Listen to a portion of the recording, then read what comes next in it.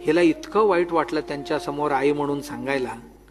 घेऊन गेली आईला आतल्या खोलीत. तुला किती वेळ सांगितली, तुझ्यामुळे मला हे सगळे ऐकून घ्यावं लागते, आणि तू माझी आई म्हणून सांगितलं तर ते सगळे नाक मुरडणार.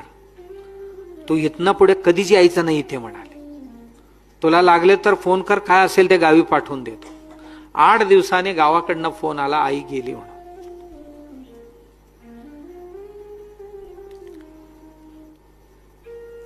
ही गेली नवऱ्याला घेऊन.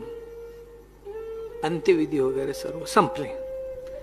आईने आपल्यासाठी काही ठेवली का कपाटात गिपाटात म्हणून सगळे कपाटात तपासत होते. तपासत असताना ज्ञानेश्वरी ग्रंथात एक पत्र सापडलं. पत्र लिहून ठेवली होती.